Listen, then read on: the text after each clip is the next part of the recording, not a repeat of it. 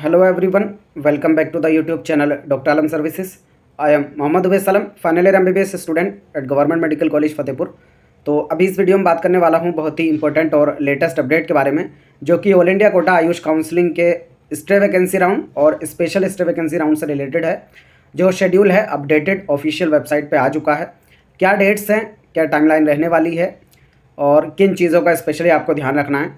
जिन भी स्टूडेंट को अभी तक कोई भी कॉलेज नहीं मिला है all India quota third round तक और वो आगे काउंसलिंग में पार्टिसिपेट करना चाहते हैं, तो डेट्स क्या रहने वाली हैं और क्या बेसिक रूल्स रहेंगे उसके बारे में बात करेंगे। जो लोग भी चैनल पर नए हैं वो चैनल को सब्सक्राइब करें, वीडियो को लाइक करें और अपने फ्रेंड्स में ज़रूर शेयर करें। यहाँ पर अपडेटेड शेड्यूल काउंसलिंग का वेबसाइट पर आ चुका है। यह है AACCC की ऑफिशियल वेबसाइट। यहाँ UG काउंसलिंग वाला जो सेक्शन है, इसमें जाकर जब आप शेड्यूल वाले सेक्शन में जाएंगे तो रिवाइज्ड शेड्यूल आपको यहाँ पर दिख जाएगा। आपको ऑलरेडी पता होगा कि पहले ही 2 बार शेड्यूल यहाँ पर चेंज हो चुका है। बहुत ज़्यादा चेंज नहीं हुआ है, लेकिन यहाँ पर अभी भी सिर्फ 2-3 दिन आगे बढ़ी है डेट्स। जैसे MCC के अंदर ऑलरेडी 28 बार डेट्स चेंज हो चुकी हैं, लेकिन आयुष काउंसलिंग में ऐसा नहीं हुआ है। सिर्फ ये 2 बार डेट एक्सटेंड हुई है, वो भी माइन्यूट 1-2 दिन की टाइमलाइन के हिसाब से सिर्फ। तो जो अपडेटेड वाला शेड्यूल है, जो न्यू है, वो रिवाइज्ड शेड्यूल के हिसाब से आपको दिखेगा। इस PDF को जब आप डाउनलोड करेंगे तो जो नया शेड्यूल है आपके सामने डाउनलोड हो जाएगा, जिसमें पूरी टाइमलाइन दी गई है राउंड 3 की भी, राउंड 4 की यानी स्पेशल स्टे वैकेंसी राउंड और स्टे वैकेंसी राउंड सभी की। तो ऑलरेडी थर्ड राउंड जो कंप्लीट हो चुका है, आपने उसका रिजल्ट वगैरह पूरा चेक कर लिया होगा। और इसकी जो एडमिशन फॉर्मेलिटीज़ थी वो 18 से 27 अक्टूबर थी, वो भी कंप्लीट हो चुकी है। तो जितने भी स्टूडेंट एडमिशन लेना चाहते थे वो ले चुके होंगे, जिनको भी अलॉटमेंट हुआ था। अब इसके बाद भी जो सीट्स वैकेंट बची होंगी तो उन स्टूडेंट के लिए अवेलेबल रहेंगे जिनको अभी तक कोई भी सीट नहीं मिली है ऑल इंडिया काउंसलिंग से, वही सिर्फ और सिर्फ इसके लिए एलिजिबल रहेंगे। यानी अगर अभी तक फर्स्ट, सेकंड, थर्ड किसी भी राउंड में आपको कॉलेज मिल चुका है ऑल इंडिया काउंसलिंग से, तो आपका नाम इन एलिजिबल कैंडिडेट की लिस्ट में आ चुका होगा और ऐसे केस में आप आगे काउंसलिंग में पार्टिसिपेट नहीं कर सकते।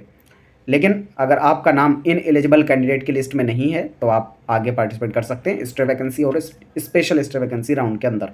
ठीक है, तो थर्ड राउंड में जिनको भी कॉलेज मिला था, चाहे अपग्रेडेशन के थ्रू या फिर डायरेक्ट अलॉटमेंट के थ्रू यानी न्यू अलॉटमेंट के थ्रू, तो वो स्टूडेंट यहाँ पर एलिजिबल नहीं है। बाकी सभी स्टूडेंट स्टे वैकेंसी राउंड में पार्टिसिपेट कर सकते हैं।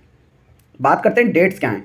तो डेट जो आपकी स्टे वैकेंसी राउंड की रहने वाली हैं वो है 3 से 5 नवंबर के बीच में। तो जितने भी स्टूडेंट पहले ही ऑलरेडी रजिस्ट्रेशन कर चुके हैं उनको दोबारा से रजिस्ट्रेशन करने की ज़रूरत नहीं है। वो डायरेक्टली क्या करेंगे, अपनी चॉइस फिलिंग करेंगे और चॉइस फिलिंग भी 3 नवंबर से स्टार्ट हो जाएगी, 3 से 5 नवंबर तक। तो आपकी जो सीट मैट्रिक्स है, यानी किस कॉलेज के अंदर कितनी वैकेंट सीट्स हैं, इसका अपडेट कब आएगा, ये भी 3 नवंबर को ही आएगा, क्योंकि चॉइस फिलिंग तभी स्टार्ट होती है जब आपकी सीट मैट्रिक्स आ जाती है। तो आपको 3 तारीख तक का वेट करना पड़ेगा, तभी पता चलेगा कहाँ पर कितनी सीट वैकेंट है। कोई भी अपडेट आता है किसी भी काउंसलिंग से रिलेटेड, यानी कहाँ पर कितनी सीट्स वैकेंट हैं, क्या डेट्स हैं, या कोई चेंज होता है नोटिफिकेशन के अंदर, तो हर एक अपडेट आपको इसी चैनल पर मिल जाएगा। इसलिए आप चैनल के साथ जुड़ जाएँ ताकि कोई भी नोटिफिकेशन आपसे मिस ना हो। ठीक है, तो रजिस्ट्रेशन किनको करना है, जिन्होंने अभी तक पार्टिसिपेट नहीं किया था और डायरेक्टली स्टे वैकेंसी राउंड में पार्टिसिपेट करना चाहते हैं, तो वो अपना रजिस्ट्रेशन करेंगे, फीस पेमेंट करेंगे और फिर उसके बाद चॉइस फिलिंग करेंगे। जिनको पहले ही मतलब पार्टिसिपेट कर चुके हैं जो स्टूडेंट और अभी तक कोई भी कॉलेज नहीं मिला है, ऐसे स्टूडेंट क्या करेंगे, वो डायरेक्टली चॉइस फिलिंग करेंगे third round stay vacancy round के अंदर, जो 3 नवंबर से स्टार्ट है 5 नवंबर तक। टोटल 3 दिन का आपके पास समय है। चॉइस लॉकिंग जो है आखिरी दिन होती है, यानी 5 नवंबर के दिन जो है आपकी चॉइस लॉकिंग होगी दोपहर के 2 बजे से लेकर रात को 11:55 तक। लॉक अगर नहीं कर पाते तो ऑटो लॉकिंग की फैसिलिटी अवेलेबल है, उसमें आपको घबराने की ज़रूरत नहीं है।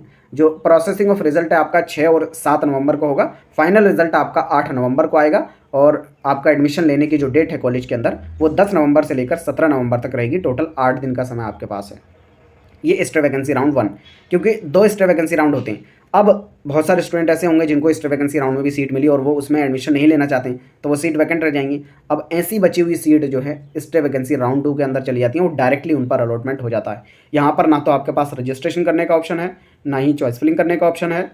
आपने जो स्टे वैकेंसी राउंड 1 के अंदर चॉइस फिलिंग की थी उसी के बेस पर आपको सीट मिलेगी। और अगर स्टे वैकेंसी राउंड 1 के अंदर आपको ऑलरेडी सीट मिल चुकी है तो आप स्टे वैकेंसी राउंड 2 के अंदर पार्टिसिपेट नहीं कर सकते।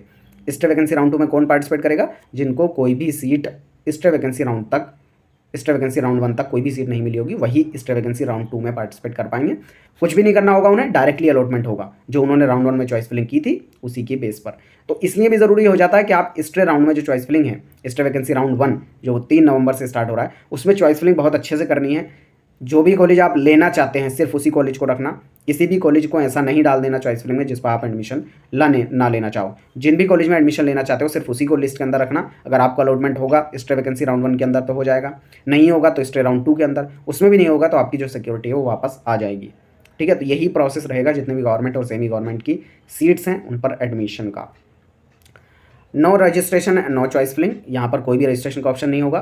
स्टे वैकेंसी राउंड 2 के अंदर चॉइस फिलिंग का भी कोई ऑप्शन नहीं होगा, और यहाँ साफ लिखा है जो राउंड 1 की चॉइस फिलिंग है आपकी उसी की बेस पर अलॉटमेंट किया जाएगा। रिजल्ट कब आएगा आपका, तो ये डायरेक्टली 20 नवंबर को रिजल्ट आ जाएगा, प्रोसेसिंग होगा और 20 को ही रिजल्ट भी आ जाएगा आपका।